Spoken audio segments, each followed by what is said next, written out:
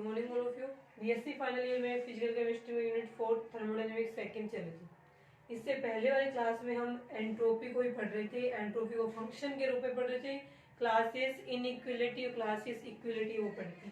उसके बाद में आज हम पढ़ेंगे entropy change in ideal gas, यानी आइडियल गैस है उनमें एंट्रोपी किस प्रकार से चेंज होती है। देखें आइडियल गैस में एंट्रोपी चेंज रहेगी इस प्रकार से कि अपने को पता है D U is equal to क्या होता है CV D T at constant volume पे। इक्वेशन नंबर 1 मान लेंगे। अब पता है अपने को स्टेट फंक्शन के रूप में एंट्रोपी क्या होती है, स्टेट फंक्शन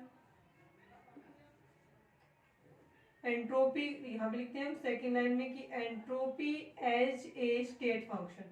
स्टेट फंक्शन के रूप में एंट्रोपी की इक्वेशन होती है D S is equal to 1/t du plus में p/t dv। ये इक्वेशन रहेगी। अपने नेक्स्ट में हमें क्या करना है, यहाँ पे फ्रॉम इक्वेशन 1 एंड 2 चेंज क्या करना है कि इक्वेशन नंबर 1 से du की वैल्यू को इक्वेशन नंबर 2 में यहाँ du की जगह रखेंगे तो अपनी इक्वेशन बनेगी ds इज इक्वल टू, अब cv लिख दें यहाँ पे cv/t और यहाँ पे आ जाएगा dt प्लस में ये आगे सेम रहेगा p/t dv। ये बन गई इक्वेशन नंबर 3। ठीक है, क्वेश्चन नंबर 3 के बाद में समीकरण पे जूल के नियम को लागू करें। यहाँ पे हम ये करेंगे समीकरण में आइडियल गैस इक्वेशन यूज करें जूल के नियम के बजाय, तो यहाँ पे रहेगा from ideal gas. Ideal gas equation क्या होती है तो अपन लिखेंगे PV is equal to NRT. इस इक्वेशन को यदि पी के इक्वल में लिखें तो क्या बनेगी एनआरटी अपॉन में वी। अब यहाँ से ये p की वैल्यू है उसको उठा करके अपने को समीकरण नंबर 3 में इस p की जगह रखनी है, तब इक्वेशन क्या बनेगी वो देखें।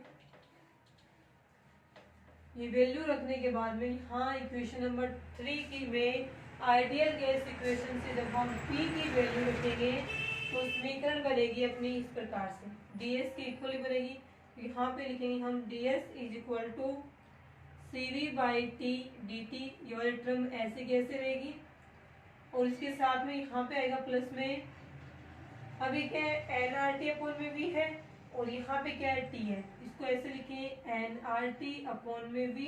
टी पहले से था तो टी से ये टी कैंसिल हो गया तो ये बचेगा एनआर अपॉन में वी और इसके साथ में क्या है डीवी। ये बन गई अपनी इक्वेशन नंबर 4। इससे चेंज हो गया। इक्वेशन नंबर 4 है यहाँ पे हमें प्राप्त हो गया। इस इक्वेशन नंबर 4 का क्या करना है अपने को, तो हम लिखेंगे यहाँ पे एक अपनी इक्वेशन थी कि हम एंट्रोपी को क्या मान रहे थे, एंट्रोपी को हम मान रहे थे कि ये फंक्शन है किसका, टेम्परेचर और वॉल्यूम का फंक्शन है।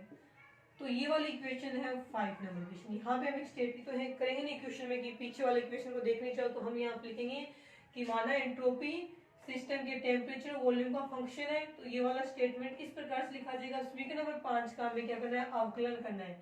डिफरेंशिएट करें इक्वेशन में ds is equal to, ds की फॉर्म में लिख लेते हैं, जब डेल एस की फॉर्म में लिखे डेल एस अपॉन में डेल टी कॉन्स्टेंट वॉल्यूम पे dt प्लस में एक बार इसका डिफरेंशिएट करेंगे हम वॉल्यूम के सापेक्ष, तब हम कॉन्स्टेंट क्या रखेंगे टेम्परेचर और dt। ये इक्वेशन नंबर बनी 6। ये भी ds के इक्वल है, ये इक्वेशन में क्या है ds के इक्वल है, इसमें भी dt वाली टर्म है, dv dv वाली टर्म है। इन दोनों के हमें आपस में क्या करनी है, कंपेरिजन करनी है। तो यहाँ पे हम लिखेंगे on comparing in between equation 4 and 6। Equation 4 और 6 में हम कंपेरिजन करेंगे तो अपने को इसके इक्वल ये मिलेगा, इक्वल मिलेगा डीवी के साथ। यहाँ डीवी के साथ जो मल्टीप्लाई में है वो इस रिएक्शन में डीवी के साथ जो मल्टीप्लाई में है उसके क्या रहेगा इक्वल। यहाँ से है डेल एस, या फिर इसको हम डी के फॉर्म में लिखें तो डी एस अपॉन में DV divided by T is equal to N R upon में वी। इक्वेशन नंबर बन गई अपनी 7। अब इस इक्वेशन नंबर 7 में जो ये वाली वैल्यू है एन आर अपॉन में वी, ये वैल्यू ऑलवेज ही क्या रहेगी, पॉजिटिव रहेगी। एन आर अपॉन में V is equal to always positive, यानी ये वैल्यू हमेशा ही क्या रहेगी, पॉजिटिव। जब ये वाली पूरी वैल्यू पॉजिटिव रहेगी तो ये वाली पूरी वैल्यू भी क्या आएगी, पॉजिटिव में आएगी।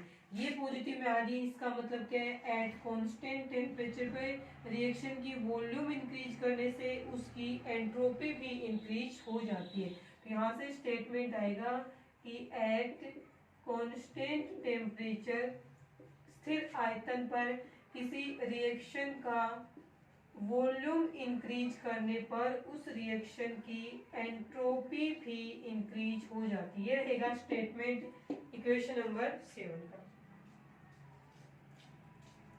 ठीक है, आयतन बढ़ने के साथ साथ एंट्रोपी भी क्या हो जाएगी, इंक्रीज हो जाएगी। अब हम समीकरण का समाकलन करते हैं। ठीक है, ये जो अपनी इक्वेशन बनी थी यहाँ पे इक्वेशन नंबर 6 नहीं इक्वेशन नंबर 4 है, इसका यूज करेंगे। यहाँ तक लिख लिया स्टेटमेंट। अब इसको वापस हटाते हैं यहाँ से, तो इक्वेशन नंबर 4 का फिर से हम यूज करेंगे।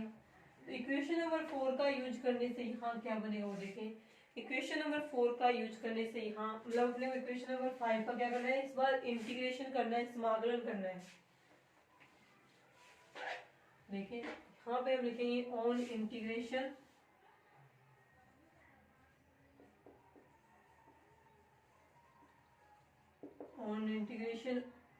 Of equation 4। देखो सी डी एस इंटीग्रेशन किस में होगा, देखिए यहाँ पे हम कहें तो temperature D T by T, इसको सी वी तो कॉन्स्टेंट है, इसका तो होगा नहीं, ये हम लिखेंगे डी टी बाई टी। इसको T1 से लेके T2 की लिमिट में करेंगे। और इसमें क्या है, प्लस में एफ एन और R N number of moles, R gas constant, दोनों का इंटीग्रेशन नहीं होता, तो यहाँ क्या बचेगा डी वी बाई वी। इसका भी हम किसके बेस करेंगे, V1 से लेके V2 की लिमिट में इसका इंटीग्रेशन है वो कर देंगे। इसका भी यहाँ से इंटीग्रेशन करेंगे ना, तो ये चेंज हो जाएगा डेल एस में। स्टेट फंक्शन है इसलिए इसके आगे क्या लगाया हमने, डेल लगाया। तो ये क्या बनेगा, CV ln T2 by T1 plus में रिजल्ट है इसका ही NR ln, इसमें क्या आएगा V2 अपोन में V1। अब देखिए ये बन गया। इस वाले इक्वेशन से हम क्या कैलकुलेट कर सकते हैं, एंट्रोपी को कैलकुलेट कर सकते हैं। इसके अलावा और इक्वेशन क्या बनेगी, देखें यदि ये तो कब था, कांस्टेंट वॉल्यूम पे सीवी आया ना, यदि हमें एंट्रोपी किस पे कैलकुलेट करनी हो, एट कांस्टेंट प्रेशर पे, तो हम एट कांस्टेंट प्रेशर पे सीवी की जगह लिखेंगे सीपी, और यहाँ वॉल्यूम वाले टर्म की जगह क्या आएगा, प्रेशर आएगा। इस इक्वेशन में चेंज सिर्फ इतना होगा कि सीवी की जगह सीपी लिखेंगे और ये वाली टर्म आएगी अपनी प्रेशर की। और ये बताइए आपको कि प्रेशर है वो वॉल्यूम के क्या है, इनवर्सली प्रोपोर्शनल है। तो यहाँ लिखा जाएगा V2 की जगह ये P1 है तो V1 इसका इनवर्सली है। तो देखो V2 बाई V1 है, इसके प्रेशर के रूप में कन्वर्ट करें तो क्या लिखा जाएगा P1 बाई P2।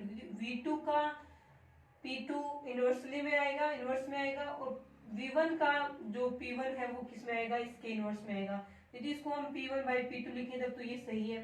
यदि हम इसे P ऊपर V2 के इक्वल में जो है वही लिखे तो V2 के इक्वल में क्या है P1, इसके टर्म में लिखेंगे तब ये ऐसा कैसा लिखा जाएगा। और यदि हमें P2 को ऊपर लाके P1 नीचे लाना तो हम क्या करेंगे, प्लस वाले साइन को माइनस में कर देंगे। देखिए मैं करके दिखाती हूँ किस प्रकार से रहेगी। तो ये चेंज होगी कांस्टेंट प्रेशर पे, del S is equal to CP ln, ये वाली टर्म सेम रहेगी, सिर्फ इसकी जगह चेंज होगा T2 बाई T1 प्लस में NR ln P2 by P1, sorry P1 by P2 रहेगा क्योंकि यूनिवर्सली प्रोपोर्शनल होगा ना प्रेशर, और ये रहेगा P1 बाई P2। और यदि हमें इसी को P2 बाई P1 लिखना हो, इनकी तरह ऊपर T2 वाली वैल्यू रखी नीचे 1 वाली, तो चेंज होगा कि सिर्फ इस वाले प्लस की जगह हम क्या लिख देंगे, इसकी जगह हम माइनस में लिख देंगे। अगर समझ में, यदि इसको हम 2 बाई 1 की फॉर्म में लिखें तो ये प्लस वाली वैल्यू किस में आएगी, माइनस में, बाकी सारा सेम रहेगा। ये है, ये दो फॉर्मूले आपको याद रखने। ठीक है, उसके बाद में देखें नेक्स्ट, इसी का एंट्रोपी चेंज चल रहा है, लेकिन एंट्रोपी चेंज इस पर अपने को पढ़ना है। डिफरेंट जो प्रोसेस होते हैं ना, उसमें एक आइडियल गैस के लिए एंट्रोपी का चेंज क्या रहेगा वो हमें पढ़ना है। हेडिंग देखिए, entropy change of an ideal gas,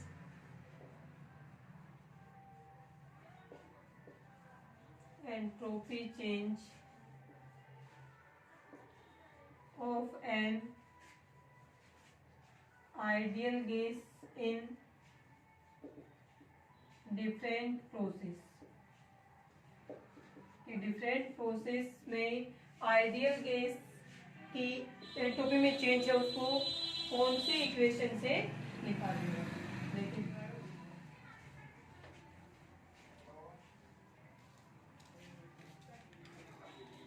देखिए एंट्रोपी में चेंज करना है, सबसे पहले हम लिखेंगे आइसोथर्मल प्रोसेस में समीकरण बनेंगे इसके अलग अलग से, वो सारी समीकरण हमें यहाँ पे चेक करनी है। फर्स्ट हम पढ़ेंगे आइसोथर्मल प्रोसेस।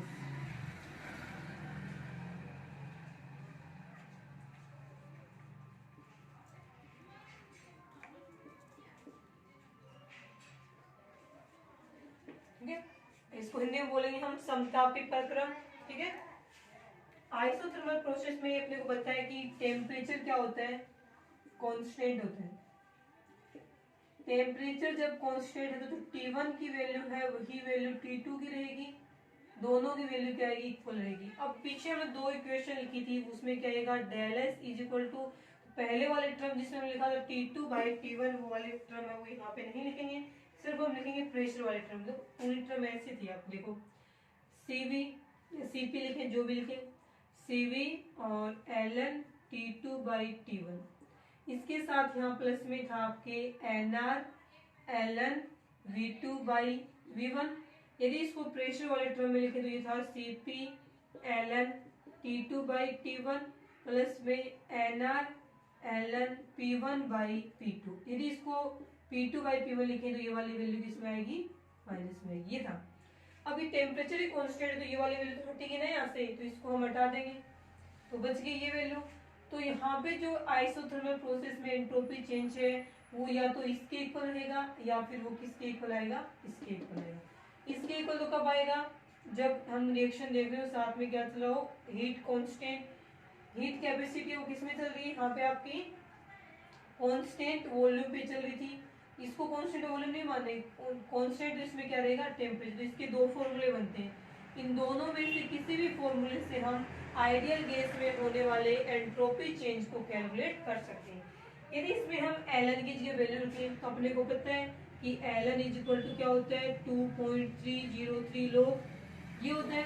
इसमें रखें तो इसको चेंज करने से बन जाएगा, इस एलन की जगह ये रखना है तो ये बनेगा 2.303 और उसके साथ में क्या है NR और log V2 बाई V1। इसमें चेंज करें तो ये माइनस में 2.303 NR log P2 by P1। In equation से हम आइसोथर्मल प्रोसेस के अंदर जो एंट्रोपी चेंज होता है उसको ज्ञात कर सकते हैं। तो ये साथ में याद रखना कि एलन इसको चेंज करेंगे log में तो ये आएगा ln is equal to 2.303 log के इक्वल रखा जाएगा। अब यदि इस वाले से देखते हैं, मान लीजिए कि हम बोले कि V2 की वैल्यू ज्यादा है V1 से, ऐसे दो साइड लगा लेते हैं, V2 is greater than V1, दो केस बनेंगे। तो यहाँ पे हम लिखेंगे इस इक्वेशन से केस फर्स्ट केस में आएगा कि if V2 greater than V1, मतलब V2 फाइनल, तो फाइनल वॉल्यूम है ना, तो गैस का फाइनल वॉल्यूम है वो उसके इनिशियल वॉल्यूम से आयतन से क्या ज्यादा है। गैस का प्रारंभ में इतना आयतन था, उसके बाद उसका आयतन इतना हो गया, इसका मतलब गैस में क्या हो रहा है, कंप्रेशन हो रहा है, प्रसार हो रहा है गैस में। तो हम लिखेंगे यदि if V2 greater than V1 that means gas में यहाँ पे क्या हो रहा है, आइसोथर्मल कांस्टेंट टेम्परेचर, तो इसको हम आइसोथर्मल नाम ऐड करेंगे। इसमें आइसोथर्मल एक्सपेंशन हो रहा है, एक्सपेंशन का मतलब गैस के वॉल्यूम में क्या हो रहा है, प्रसार हो रहा है। ऐसा हो रहा हो तो डेल एस की वैल्यू किस में आएगी, V2 ज्यादा है, पूरी वैल्यू प्लस में, V2 ज्यादा है तो V2 बाई V1 प्लस में है तो वैल्यू किस में बढ़ेगी, प्लस में। तो इसका मतलब डेल एस की वैल्यू वहाँ क्या आएगी, पॉजिटिव आएगी। पॉजिटिव आने का मतलब एंट्रोपी इंक्रीज होती है, कब होगी, तो इसके नीचे जो स्टेटमेंट लिखा जाएगा उसमें हम लिखेंगे कि आइसोथर्मल एक्सपेंशन में, यानी कि जब किसी गैस का समतापी प्रसार होता है तो उसकी एंट्रोपी इंक्रीज हो जाती है। ठीक है, ये स्टेटमेंट आ जाएगा इसका। अब यदि हम इसी का बनाते हैं केस सेकंड में हम लिखेंगे कि if V1 greater than V2, इसका मतलब है कि गैस का शुरू में आयतन ज्यादा था, उसके बाद में गैस का आयतन कम हो गया, इसका मतलब गैस में क्या हुआ, संपीड़न हुआ है ना, संपीड़न हुआ है, गैस का आयतन कम हो गया, तो आइसोथर्मल कंडीशन में हुआ, तो इसको हम लिखेंगे आइसोथर्मल कंप्रेशन हुआ है। ठीक है। आइसोथर्मल कंप्रेशन हुआ है, देखो V2 की वैल्यू क्या है, कम है, और V1 की वैल्यू क्या है, ज्यादा है। तो कम वाली वैल्यू में ज्यादा वाली का भाग देंगे तो किस में आएगी, नेगेटिव में आएगी ना, वो जीरो से कम जाएगी। ये नेगेटिव में आएगी तो ये इसका मतलब है ये दोनों एक दूसरे क्या है, प्रोपोर्शनल है, तो ये नेगेटिव में आएगी तो ये भी नेगेटिव में आएगी। तब हम यहाँ पे लिखेंगे del S is equal to negative. इसका स्टेटमेंट हम ये लिखेंगे कि यदि किसी गैस का समतापी परिस्थितियों में आइसोथर्मल कंडीशन में कंप्रेशन होता है, गैस का आयतन कम होता है, तो उस गैस की एंट्रोपी भी डिक्रीज हो जाती है। नेगेटिव का मतलब डिक्रीज हो जाएगी। ठीक है, तो ये रहेगा आइसोथर्मल प्रोसेस में किस प्रकार से लिखेंगे हम एंट्रोपी को। देखें आइसोथर्मल के बाद में सेकंड रहेगा इसमें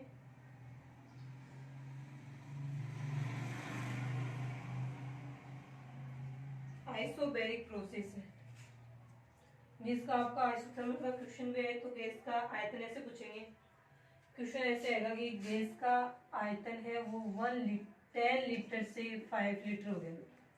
चेंज क्या करना है आपको, क्वेश्चन में क्या करना है, गैस है, क्वेश्चन में है गैस का वॉल्यूम या आयतन 10 लीटर से 5 लीटर हो गया। पता है 10 पहले ज्यादा था, बाद में कम हो गया, तो ये तो है V1 की वैल्यू, और ये क्या है V2 की वैल्यू। कम हो रहा है इसका मतलब क्या, कंप्रेशन हो रहा है, कंप्रेशन हो रहा है इसका मतलब डेल एस नेगेटिव है। तो फॉर्मूले में क्या रखना है, ये तो वैल्यू है ही, n की जगह गैस के जितने मोल दे रखे वो लिखने हैं। इसमें ये पूछे गैस के 5 मोल थे जिनका आयतन 10 लीटर था, बाद में उसका आयतन 5 लीटर हो गया। तो मोल तो 5 ही रहेंगे, मोल तो नहीं उड़े ना गैस से, गैस में उतने ही मोल है। एन की जगह 5 देगा, आर की जगह गैस कांस्टेंट 8.314 लिख देंगे। लॉग में हम लिखेंगे कि ऊपर तो लिखेंगे लास्ट वाला और नीचे लिखेंगे फर्स्ट वाला। और log 5/10 को किस प्रकार से सोल्व करेंगे, तो इसमें लिखेंगे कि log 5 माइनस में log 10। अब log 10 की वैल्यू पता है 1 होती है, log 5 की कितनी होती है 0.6990 होती है। ठीक है, ये होगी log इसमें log 5 की वैल्यू, हाँ यही रहेगी 0.6898 ऐसी कुछ थी। इसमें से ये छोटी संख्या है, इसमें से माइनस करेंगे 1 को, छोटी में से बड़ी संख्या को माइनस करेंगे तो वैल्यू नेगेटिव में आएगी, और वो नेगेटिव इसके आगे साइन के रूप में आएगा ये इससे। तो हमें पता है कंप्रेशन हो रहा है तो डेल एस की वैल्यू किस में आएगी, नेगेटिव में आएगी। इस प्रकार से सोल्व करें। आपको V2 V1 की वैल्यू लॉग के अंदर रखनी होती है, बाकी यहाँ पे सेम रहेगा।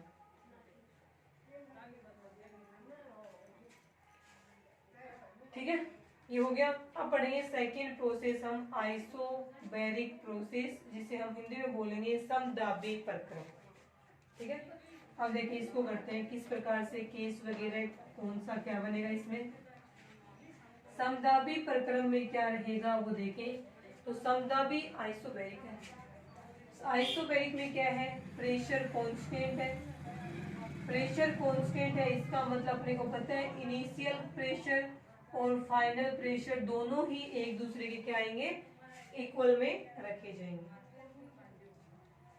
तो आइसोबैरिक प्रोसेस है, उसकी डेफिनेशन में क्या आएगा कि वे प्रोसेस जो कांस्टेंट प्रेशर पे होते हैं, या फिर यदि प्रोसेस के टाइम उस सिस्टम का प्रेशर कांस्टेंट रखा जाता है, स्थिर रखा जाता है, तो वे प्रोसेस क्या कहलाएंगे, आइसोबैरिक प्रोसेस कहलाएंगे। P कांस्टेंट है प्रेशर, P1 और P2 की वैल्यू इसमें क्या रहेगी, इक्वल रहेगी। तो यहाँ पे जो फॉर्मूला बनेगा वो क्या रहेगा, फॉर्मूला तो यही था ना कांस्टेंट प्रेशर पे ज्ञात करने का, वो रहेगा यहाँ पे आपका Cp ln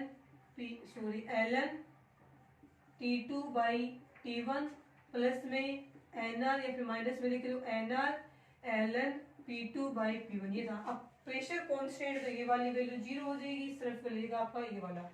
इसमें यदि हम ये करें ln की जगह वैल्यू रखें तो क्या आएगा, Cp 2.303 log T2 by T1, क्योंकि अपने को पता है ln इज इक्वल टू क्या होता है 2.303 log रखा जाएगा, ln की जगह रख देंगे तो ये वाली इक्वेशन बन जाएगी। इस वाले इक्वेशन से हम कांस्टेंट प्रेशर पे एंट्रोपी को कैलकुलेट कर सकते हैं। आप पढ़ेंगे इसमें दो केस बनेंगे, वो इसका जो फर्स्ट केस बनेगा वो रहेगा इफ T2, फर्स्ट केस में लिखेंगे if T2 greater than T1। इसका मतलब हम टेम्परेचर क्या करें, इंक्रीज करें। ये जब T2 ज्यादा होगा तो T2 बाई T1 की जो वैल्यू आएगी वो किस में आएगी, पॉजिटिव में। ये वाली वैल्यू पॉजिटिव आएगी तो डेल एसपी की वैल्यू भी क्या आएगी, पॉजिटिव। तो यहाँ पे हम लिखेंगे उस कंडीशन में डेल एसपी भी क्या आएगा, पॉजिटिव। डेल एस पी का मतलब क्या है, कांस्टेंट प्रेशर पे एंट्रोपी में चेंज। तो हम लिखेंगे T2 ग्रेटर देन T1, यानी यदि कांस्टेंट प्रेशर पे या समदाबी प्रक्रमों में यदि हम उस प्रक्रम का या उस प्रोसेस का टेम्परेचर इंक्रीज करते हैं, क्योंकि T2 फाइनल टेम्परेचर है और वो इंक्रीज कर रहे हैं, T1 इनिशियल है, इंक्रीज करेंगे तो अपने को फाइनल T2 प्राप्त होगा। तो हम इसमें स्टेटमेंट क्या लिखेंगे कि स्थिर दाब पर यदि किसी प्रोसेस का टेम्परेचर इंक्रीज किया जाता है तो उस सिस्टम की या उस प्रोसेस की एंट्रोपी भी इंक्रीज हो जाती है। उसके बाद बनाएंगे सेकंड केस। सेकंड केस में हम इसका अपोजिट करेंगे, if T1 is greater than T2। इसका मतलब इनिशियल टेम्परेचर T1 था, उसकी वैल्यू ज्यादा है, इसका मतलब बाद में हमने टेम्परेचर क्या किया, डिक्रीज किया, तो जो फाइनल हमें टेम्परेचर मिलेगा वो क्या है, कम है, ऐसा होगा। तो T2 बाई T1 है, या फिर लोग T2 बाई T1 बोले, तो ऊपर क्या है, छोटी संख्या, नीचे बड़ी संख्या, छोटी में बड़ी संख्या का भाग देंगे तो वैल्यू आएगी नेगेटिव में, ये नेगेटिव आएगी, यहाँ प्लस है, प्लस माइनस माइनस, तो डेल एस पी है, उसकी वैल्यू भी किस में आएगी, नेगेटिव में। तो इसके लिए स्टेटमेंट क्या लिखेंगे हम, कि यदि समदाबी प्रक्रम के दौरान यदि हम सिस्टम का टेम्परेचर या प्रोसेस का टेम्परेचर डिक्रीज करते हैं तो उस प्रोसेस की एंट्रोपी भी डिक्रीज हो जाती है। माइनस प्लस का मतलब डिक्रीज इंक्रीज को बता रहे हैं हम। ये रहेगा सेकंड प्रोसेस, इसमें आइसोबेरिक प्रोसेस। इस प्रकार से हम आइसोबेरिक प्रोसेस में एंट्रोपी कैलकुलेट कर सकते हैं। इस बार अपने क्वेश्चन इस प्रकार से दिया मिलेगा कि किसी एक रिएक्शन में आपको Cp की वैल्यू भी दी हुई मिलेगी, इस बार ये वाली, मतलब कि कांस्टेंट प्रेशर पे हीट कैपेसिटी दी हुई मिलेगी, इसे कुछ ना कुछ वैल्यू दी हुई मिलेगी, आपको T2 और T1 दिए मिलेंगे कि टेम्परेचर ये 298 है, 273 केल्विन है, तो आपको एंट्रोपी चेंज करना है, तो Cp की जगह ये वाली वैल्यू दी हुई लिखनी है, ये है T2 अपॉन T1 की जगह ये वाली वैल्यू रखनी है, क्वेश्चन को सोल्व करना है, आंसर आपका आ जाएगा। ये रहेगा सेकंड प्रोसेस, आइसोबेरिक प्रोसेस।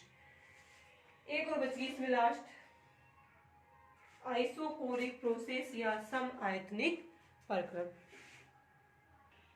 अब देखें इसमें थर्ड प्रोसेस में हम पढ़ेंगे आइसोकोरिक प्रोसेस।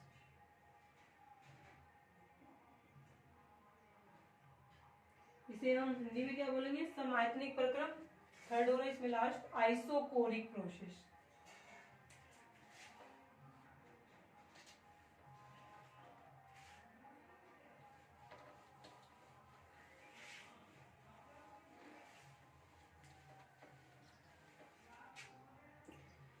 थर्ड प्रोसेस रहेगी इसमें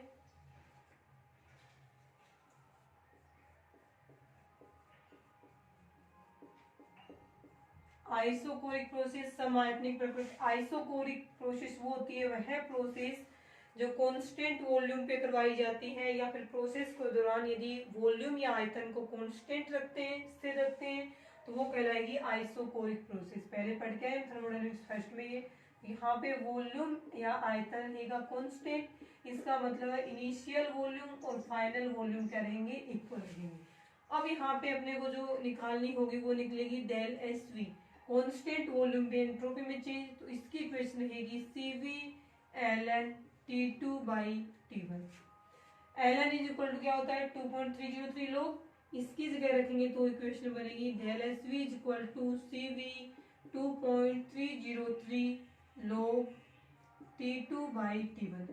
तो इन दोनों ही इक्वेशन से हम एंट्रोपी को कैलकुलेट कर सकते हैं। अब इसमें भी दो ही केस बनेंगे सेम वैसे ही।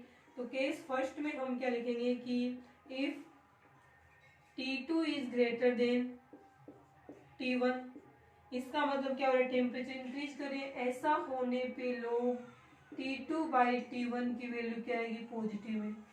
ये पॉजिटिव में आएगी तो ये वैल्यू भी किस में आएगी, पॉजिटिव में आएगी। तो हम लिखेंगे कि यहाँ पे एंट्रोपी में जो चेंज है वो भी क्या आ रहा है, पॉजिटिव आ रहा है। तो इस वाले का स्टेटमेंट क्या बनेगा वो देखें। तो स्टेटमेंट अपना कुछ इस प्रकार से रहेगा,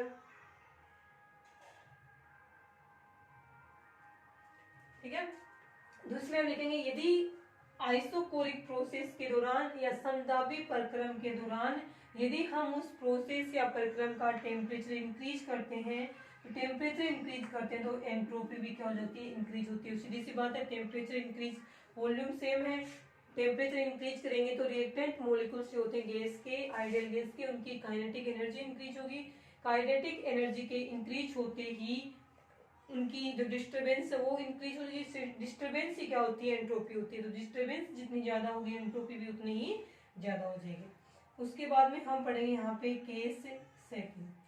केस सेकंड में हम लिखेंगे इफ T2 या फिर T1 माने कि इस बार इनिशियल टेम्परेचर क्या है, ज्यादा है, तो T1 ग्रेटर देन T2, यानी रिएक्शन के टाइम हम टेम्परेचर क्या कर रहे हैं, डिक्रीज कर रहे हैं। ये वाली वैल्यू कम है, ज्यादा है, तो कम में ज्यादा का भाग देंगे तो अपना जो आंसर आएगा log T2 अपॉन T1 उसकी वैल्यू आएगी नेगेटिव में, क्योंकि log T2 की वैल्यू कम, log T2 की वैल्यू T1 की ज्यादा, कम में ज्यादा का भाग देंगे, वैल्यू नेगेटिव में। ये वैल्यू नेगेटिव में तो यहाँ पॉजिटिव साइन है, पॉजिटिव नेगेटिव नेगेटिव होगा, तो यहाँ पे जो एंट्रोपी में चेंज आएगा वो किस में आएगा, नेगेटिव में। तो इसके लिए जो अपना स्टेटमेंट बनेगा वो स्टेटमेंट ये रहेगा कि यदि आइसोकोरिक प्रोसेस के टाइम यदि सम आयतनिक प्रक्रम में उस प्रक्रम का हम टेम्परेचर डिक्रीज करेंगे, यदि समायतनिक प्रक्रम के दौरान या आइसोकोरिक प्रोसेस के टाइम यदि हम रिएक्शन का जो टेम्परेचर है वो क्या कर दें, डिक्रीज कर दें।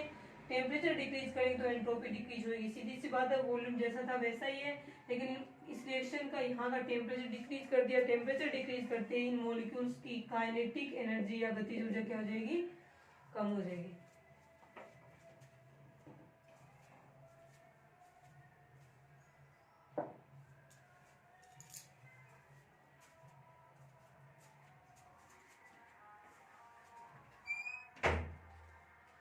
ठीक है, तो काइनेटिक एनर्जी डिक्रीज होते ही ये इधर उधर कम गति करेंगे, कम करेंगे तो मतलब इसकी डिस्टरबेंस कम होगी, डिस्टरबेंस कम होगी तो एंट्रोपी अपने आप ही क्या हो जाएगी, कम हो जाएगी। ये थे आपके entropy change of an ideal gas in different process के अलग अलग प्रोसेस में अलग अलग एंट्रोपी का चेंज है वो आइडियल गैस में किस प्रकार से होगा। उसके बाद में हम नेक्स्ट एक तो बच गए इसमें आइडियल गैस, मतलब दो आइडियल गैस है, 1 2 मतलब कितनी हो सकती है, एन माने, तो उन सभी आइडियल गैस को जब हम मिक्स करते हैं तो मिक्स करेंगे तो एंट्रोपी में चेंज किस प्रकार से होगा, एंट्रोपी बढ़ेगी या कम होगी। तो जनरली क्या होता है कि आइडियल गैस जितनी भी हो 1 2 3 4 सभी को मिक्स कर दें, एंट्रोपी क्या होती है, इंक्रीज होती है। गैस मॉलिक्यूल्स को आपस में हम क्या करेंगे, मिक्स करें तो उनकी डिस्टर्बेंस बढ़ती है जिससे उनकी एंट्रोपी बढ़ेगी। तो ये एंट्रोपी चेंज है वो आइडियल गैस मिक्सिंग में वो हम करेंगे नेक्स्ट क्लास में। आज के लिए इतना ही।